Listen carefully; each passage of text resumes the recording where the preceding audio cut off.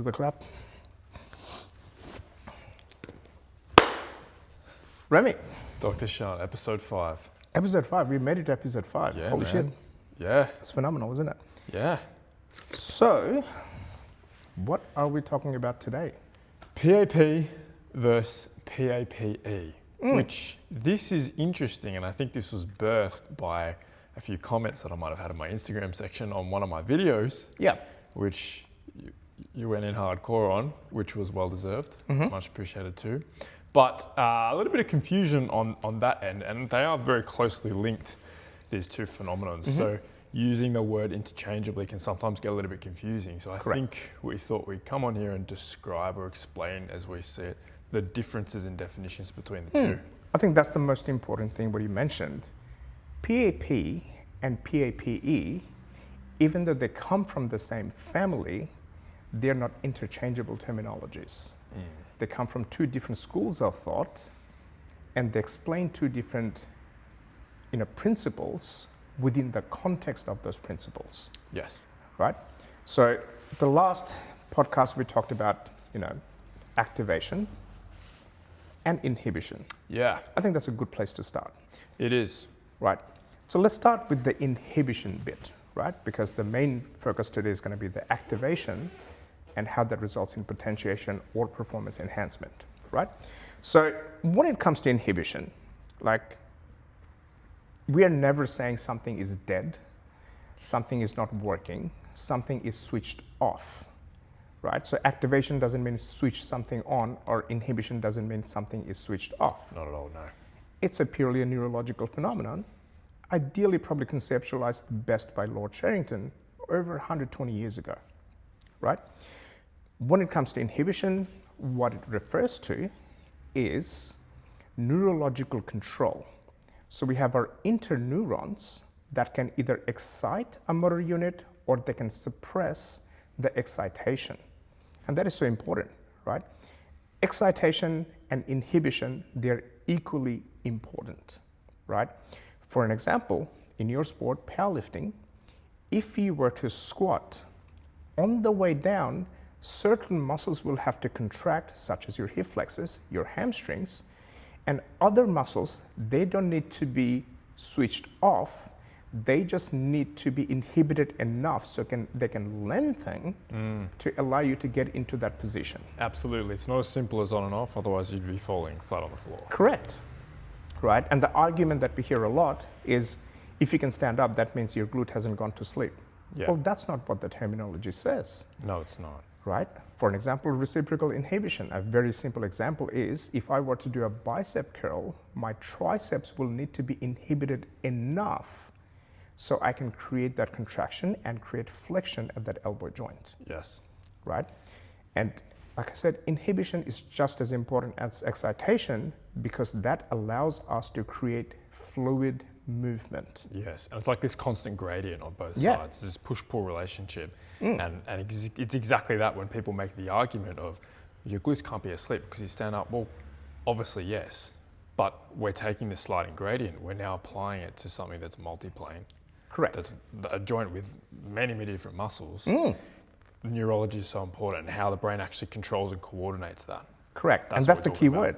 Neurology coordinates movements, and the neurology controls how much something needs to be excited and someone needs to be inhibited to allow that movement to happen, right?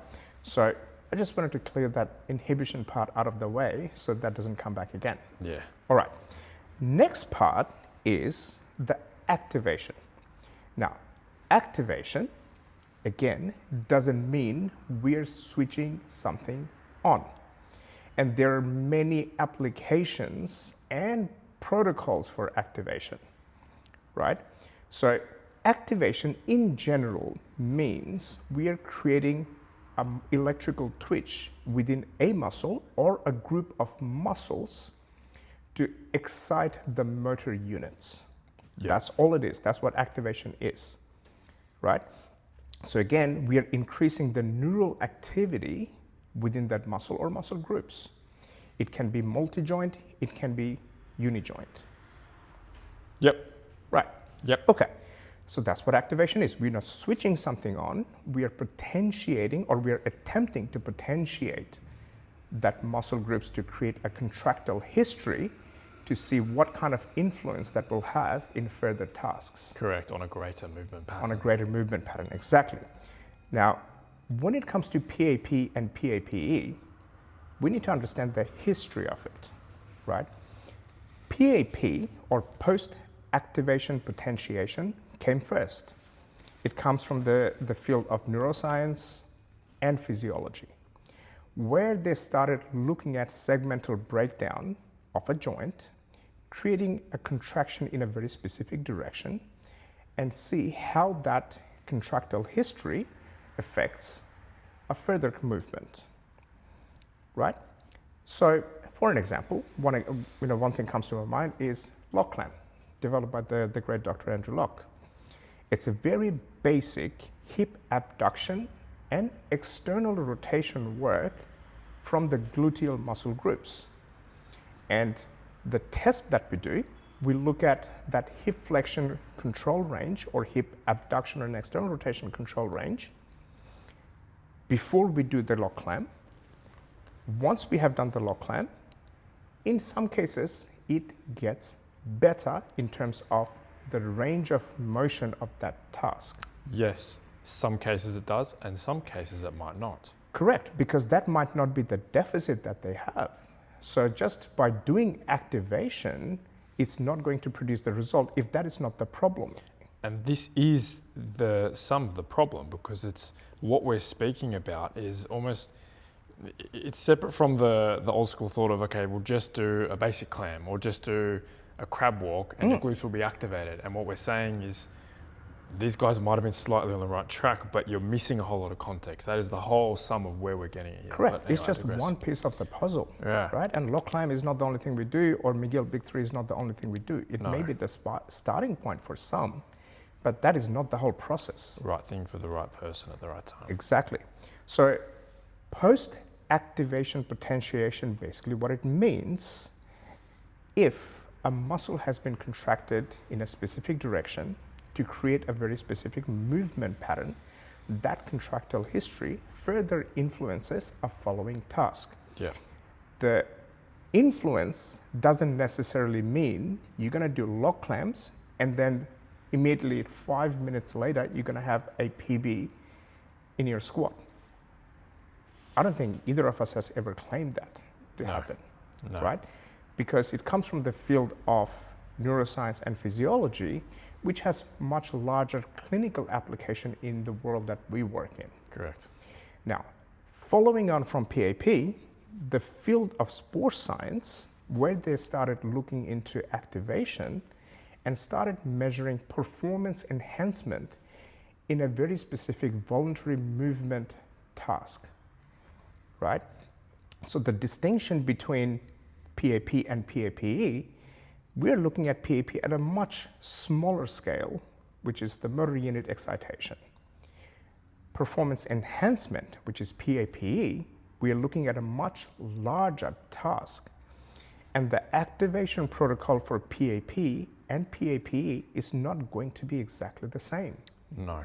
Right? So that's why not all activation results in performance enhancement.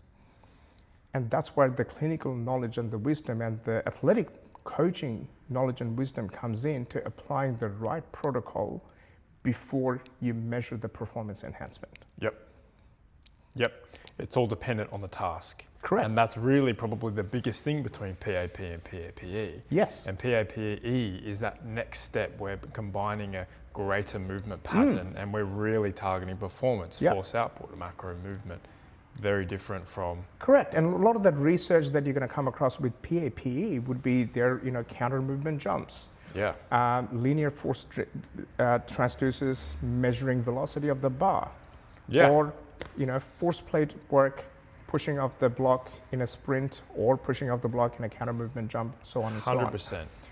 And the commonality that we see is they're, again, very voluntary movement task. Yes. Right? Counter movement jumps, pushing off the block in the acceleration phase of the sprint. Yep.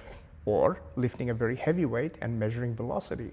load something in one movement pattern, and then as long as the fatigue isn't too high enough, Correct. the performance of said movement pattern in something that's non-weighted, where we're measuring force production, where we're measuring velocity, increases and improves. Correct. And the art is the wisdom of the person conducting them.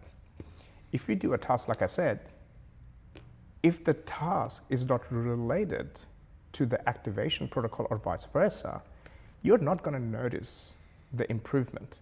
And this is where, like, a lot of the study designs you're going to come across, they're reporting that there's no performance enhancement, but one big factor that they don't take into account is the fatigue factor. Huge. Right?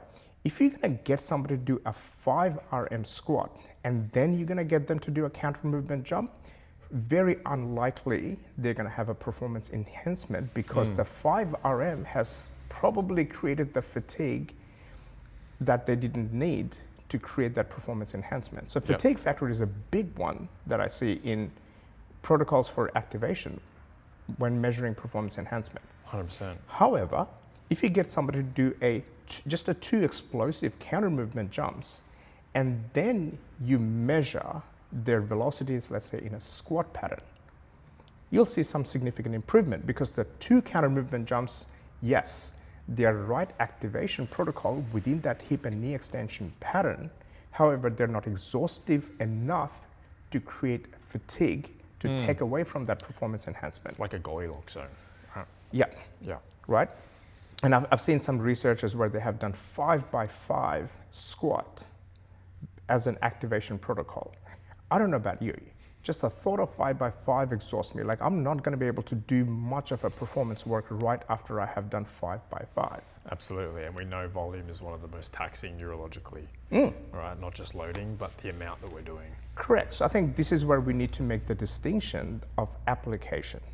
So when it comes to PAPE, when we're looking at a very segmental level of motor unit recruitment, it comes in very handy with our rehab protocol.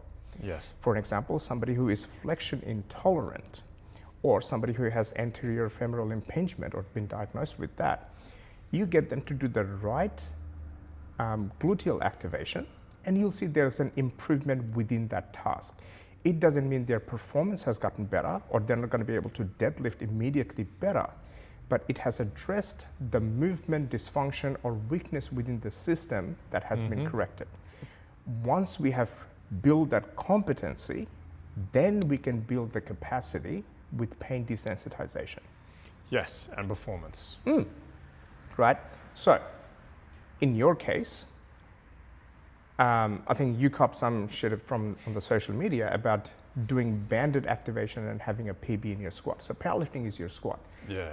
I don't ever seen you claim that just by doing banded activation is going to make you go do a PB squat. Well, I think people assume that. That's actually not what I said at all. The point of that video was to literally demonstrate and break it down to an audience that, hey, if you are, say, lacking hip extension, or let's just say hip extension supports your ability to extend through the lumbars because it's taking shear loading off the low back and then transferring it to the hips. Try this activation routine. This is not going to work for everyone's problem. But the point is that if you do this, see how your lumbar extension improves. And I use myself as an example, and it was simply to break down the phenomenon of PAP and to show it in form. And lumbar extension is a very basic motor pattern. This is not me squatting 280 kilograms. Right? That's nothing what I was claiming. Still had diploma of sports science gurus in the comment section going off at me, but I digress, right? It's breaking down PAP. I think that's what I was trying to get with that post. Yes, but having that activation allowed you to move a little bit better through the hips. You're able to do the movement that you wanted to do, and you still had to go through your task-specific warm-up protocol, which resulted in performance enhancement. And then another further topic comes into play is now the programming. Just by doing this right now, again, that's a limitation of a lot of other researchers, which is like, if I do this right now and just immediately do the next one, do I see performance enhancement? Well, that's anybody who's involved in strength sports will disagree with that. Strength adaptation takes time. You can't just do one session of activation and immediately measure performance enhancement. You're not going to see that. right? Make the movement better, make the movement very, very efficient. In one term that we use in the strength sport is stop the energy leakage. Transfer all the power that you're producing into moving that weight in a very specific direction. Once you have developed the skill of doing that, then you can add weight through right programming and right progressions and right accessory work. Then you're going to see some serious improvement. Yeah. However, if your movement competence is not there and you're actually constantly getting stuck with pain or discomfort and you're not able to do the task you're trying to do, yeah, you can do all the PAPE. It's not going to fix it. We need the activation at a very segmental level. But this is why we have clinical reasoning, right? PAP, Correct. what we're talking about, that's that entry into movement. Then we take movement to load into performance. And Correct. whilst they're two separate things, they're actually the same. And that's why what we do with our strength and conditioning backgrounds, our lifting backgrounds is so important, and why even if you understand PAP or movement analysis from a base level, it's going to be very difficult for you to rehab a professional athlete, or not even just professional, but a high performing athlete, because they need that next step. Correct. And one way I like to explain it to my clients, or even when I'm doing mentoring session, is it's like crossing a bridge. You start from this side of the bridge, but just doing this is not going to get you across the bridge. Yeah. It's going to get you started on the bridge, but you still have to do multiple tasks along the 100%. way. And that's the natural progression of what we do. We're not just looking at doing one session and expecting everything to be better. We are looking at this is the first step, do this, then move forward. Your next task is this. And the further we go along the journey, the tasks that we implement, they look very close to the goal of the person. Yes, absolutely. Right. Spot on. I think we cleared up some confusions with PAPE. Yeah. All right. That was a good one. Okay, good. Fantastic.